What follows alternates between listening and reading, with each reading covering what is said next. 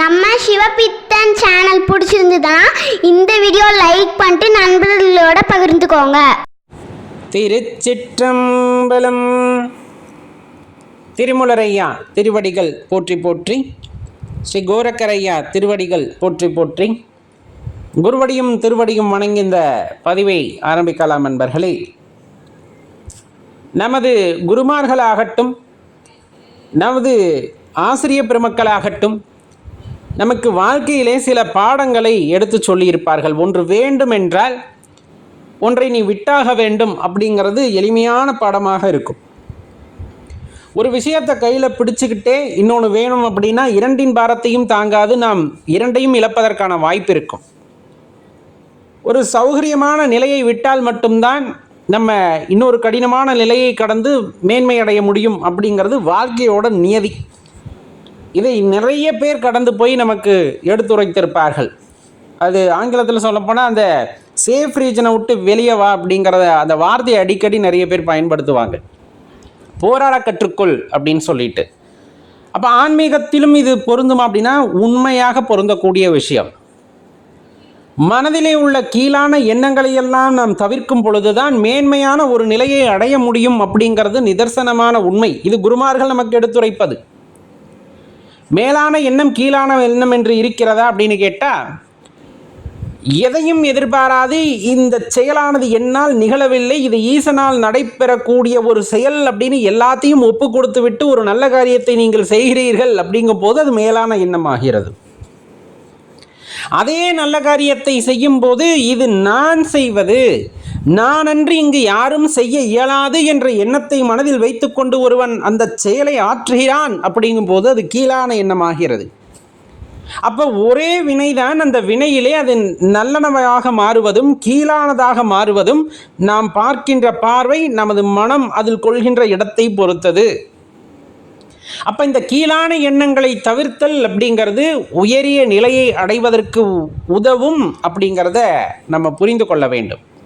அப்போ அது மட்டும்தான் கீழான எண்ணங்களா? எந்த இடத்தில் மனிதனுக்கு நான் என்ற அகங்காரத்தை மனது உண்டு செய்கின்றதோ அந்த இடம், அந்த எண்ணம் கீழான எண்ணம்தான். ஒருத்தர் மீது பொறாமை கொள்கிறீர்கள், ஒருத்தரை வீழ்த்த வேண்டும் என்று நினைக்கிறீர்கள், கோபம் உங்களுக்கு வருகிறது, அதீத கோபம், என்னை வெல்ல யார் அப்படின்ற கோபம் உங்களுக்கு வருது, மமதை வருகிறது, எல்லாம் கீழான எண்ணம். ஏன்? அங்கெல்லாம் நான் என்ற வார்த்தை மேவி நிற்கும். அந்த உயர்ந்து நிற்கின்ற இடத்திலே நாம் யார் என்றே நமக்கு தெரியாது. வினையாற்றும் போது நாம் யார் என்ன, நாமே அந்த கேள்வியை நான் யாருன்னு தெரியுமா, உனக்கே தெரியாதனால தான் நீ இப்போ ஆடிக்கிட்டு இருக்க, நீ யாருன்னு தெரிஞ்சுக்கிட்டால் அமைதியாகிடுவ அப்படிங்கிறது தான் அவங்களுக்கு நம்ம சொல்ல வேண்டிய விஷயம். அந்த நான் என்ற வார்த்தை மேவி நிற்கின்றது அப்படின்னாலே அவ்விடத்திலே எண்ணங்கள் கீழான எண்ணங்கள் ஆகின்றன அப்படிங்கிறத புரிஞ்சுக்கணும். அப்போ இந்த எண்ணத்தை தவிர்த்து என்னால் ஆவது ஏதும் இல்லை அப்படிங்கிறத உணர்ந்து ஒரு செயலை ஒரு மனிதன் ஆற்றுகின்றான் அப்படிங்கும் போது அது ஒரு உன்னத நிலையான செயலாக இருக்கும் அப்படின்னா அதில் நீங்கள் துளியும் சந்தேகம் கொள்ள தேவையில்லை. மனிதன் வாழும் பொழுது அவனுக்கென்று கோட்பாடுகள் இல்லாமல் இருக்கலாம், குறிக்கோள்கள் இல்லாமல் இருக்கலாம், ஏதோ பிறந்தோம் இறந்தோம் என்று இருக்கலாம். அப்படி இன்று சில பேர் வாழ்ந்து கொண்டிருக்கிறார்கள் என்பதும் நமக்கு தெரியும். மனித வாழ்வின் குறிக்கோளை ஒரு மனிதன் கொள்ள வேண்டுமா அப்படின்னா எதற்காக பிறந்தோம் என்றாவது தெரிந்து கொள்ள வேண்டும் அல்லவா?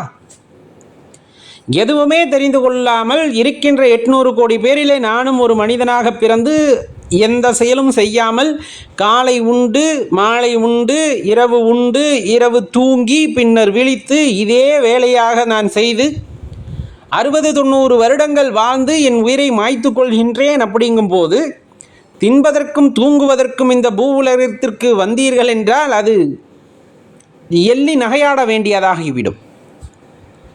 அதற்காக மட்டும் இறைவன் நம்மை படைக்கவில்லை அப்படிங்கிறத தெரிஞ்சுக்கணும். ஏன்னா எத்தனையோ கோடி உயிர்கள் இந்த உடல் கிடைக்காமல் தவித்து கொண்டிருக்கின்றன. அந்த உயிர்கள் எல்லாம் தனது பிறவி பிணியை தீர்ப்பதற்காக போராடி கொண்டிருக்கின்றன. இந்த மனித உடல் கிடைக்காதா அப்படின்ட்டு. அப்படி ஒரு அரும்பெரும் உடல் நமக்கு கிடைத்தும் அதனை பயனற்றதாக மாற்றுகிறோம் அப்படிங்கும்போது அந்த வாழ்க்கை எத்தகைய வாழ்க்கை அப்படிங்கிறத யோசிச்சு பார்க்கணும். அப்போ திங்கிறது தூங்கிறது தப்பான கிடையாது, அதுக்கு இடைப்பட்ட காலம் இருக்குல்ல. அந்த இடைப்பட்ட காலத்தில் இறைவன் கொடுத்த கர்மாவையும் ஆற்ற வேண்டும். அதே சமயத்திலே இந்த பிறவி எப்பேற்பட்ட பிறவி என்பதை உணர்ந்து அதன் வாயிலாக செயல்பட வேண்டும். எப்பேற்பட்ட பிறவி என்பதை அடியேன் உணர்ந்து கொள்கின்றேன் என்றால் இப்பேற்பட்ட பிறவியை கொடுத்தது யார் அப்படிங்கிறத பற்றி நாம் ஆராய வேண்டும். அப்பேற்பட்ட பிறவியை ஒருவர் கொடுத்திருக்கிறார் என்றால் அவர் எப்பேற்பட்டவராக இருப்பார் என்பதை நாம் அறிந்து கொள்ள வேண்டும்.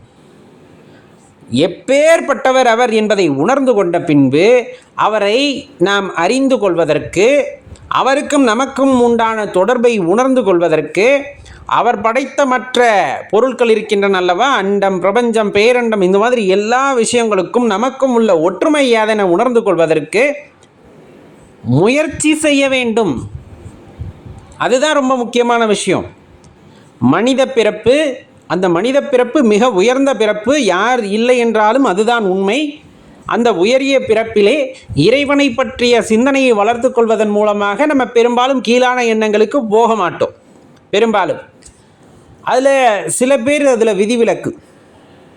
ஆன்மீகத்திலே இருப்பது போல ஒரு தோற்றத்தை காட்டிக்கொண்டு தேவையில்லாத செயல்களை செய்து கீழான எண்ணங்களிலே புதைந்து கிடைப்பார்கள். அவர்களை விட்டுவிடலாம்.